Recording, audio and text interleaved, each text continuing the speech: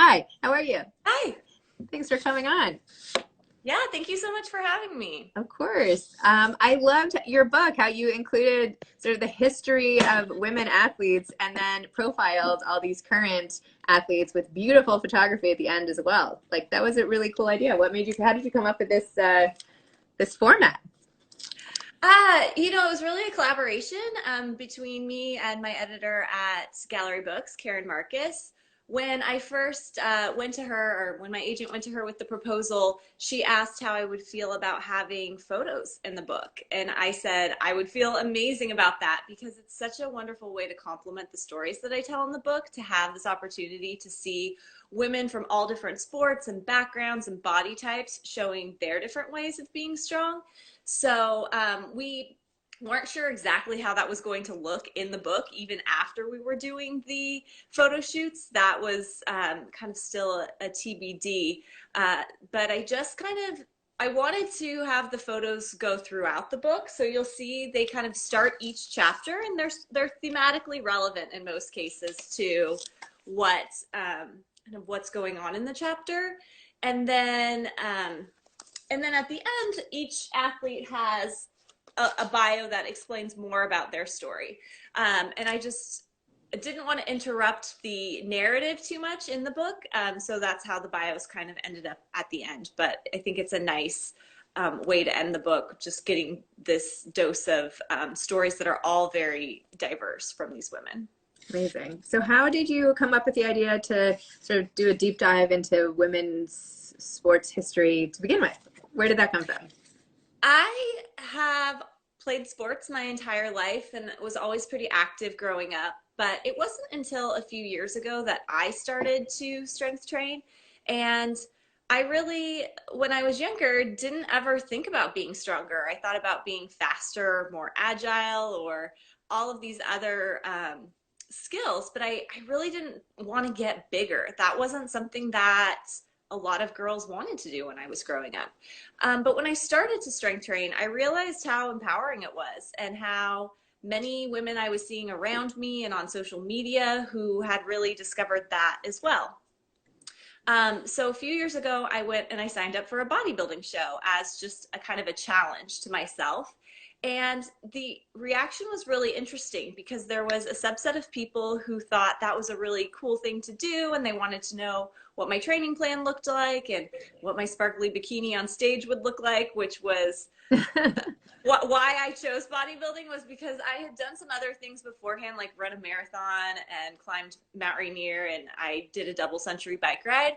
But this was more outside my comfort zone to kind of stand on stage and do this thing. So there was that subset of reactions of people who were really excited, and then there was reactions of people who were very curious how I was going to date, or if I was going to change my body in a way that might be unattractive, or people warning me not to hurt myself by lifting too much. And so I felt like in culture, I was seeing so many strong women. There's an American Ninja Warrior on TV where the women are the most popular competitors in many cases. And yet we still have these ideas about what activities are appropriate for women and how far is too far, how big is too big.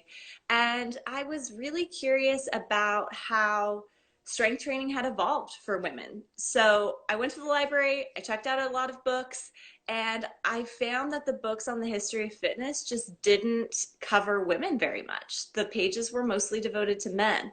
And that's when I knew it was a good book idea, because the way that I wanted to cover the evolution of physically strong women hadn't been done before. Well, it's super inspiring the way you track it. And it's so neat even to see these old pictures of when women started bike riding and like the very beginnings of all these things.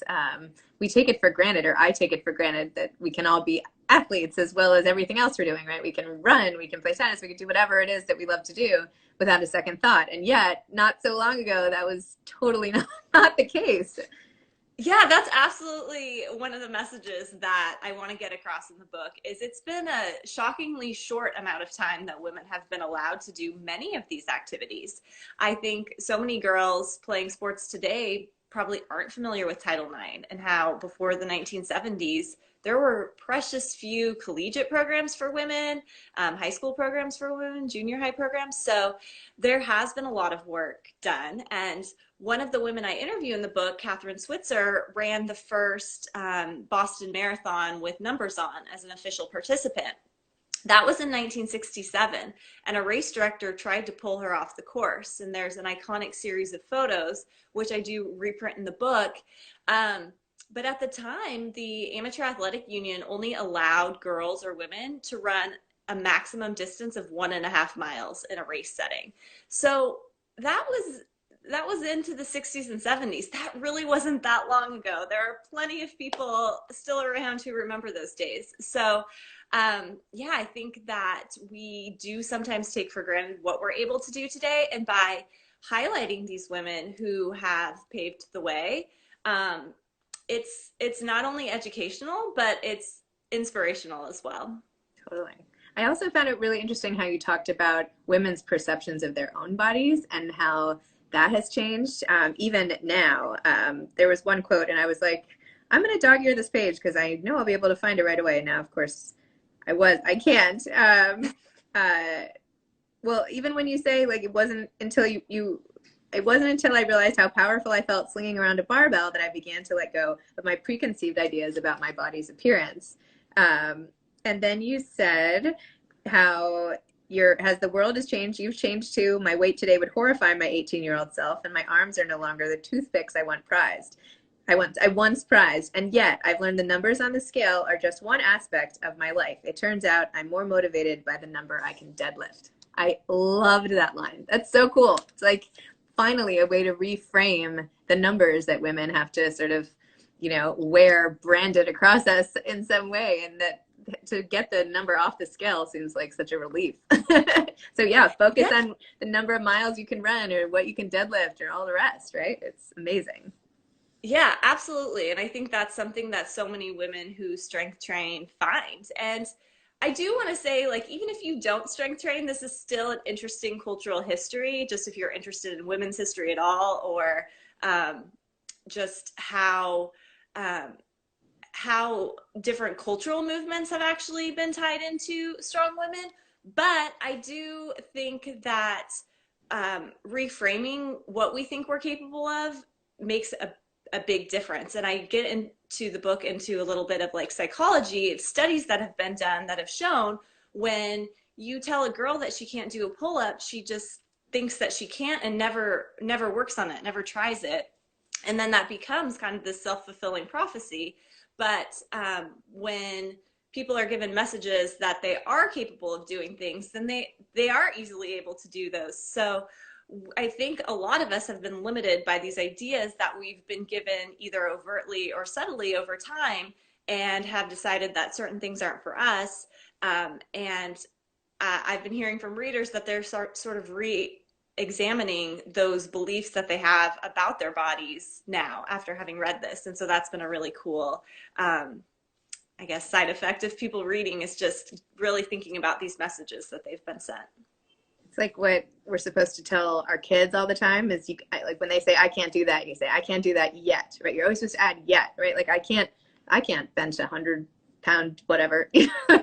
Right. Maybe not, but you can still do it. You can't do it yet. So I don't know. I think it's very. And there's so much to be learned from just the journey of trying to do that, or the effort of trying to do that. So I am not as strong as most of the women profiled in the book. I cannot lift a huge Atlas stone the way Kristen Rhodes, who's in the book. She's been America's Strongest Woman 8 times. My tween daughter and I have been doing these Chloe Ting workouts that are free, and her like summer shred program starts today. And so you get like a couple little workouts, and it's not overwhelming because they're only like 11 or 13 minutes. And I'm like, I can do that. If I can just do a little bit, then I'll get stronger eventually. So anyway. Definitely. And short is fine when it comes to strength training. It's really about being intentional during that amount of time. Yeah, well, I'm intentional enough. Anyway. Yeah. Thank you so much for having me. Thanks for coming on. I love all the interviews you're doing. And so it's great to be here. Thank you. Thanks so much.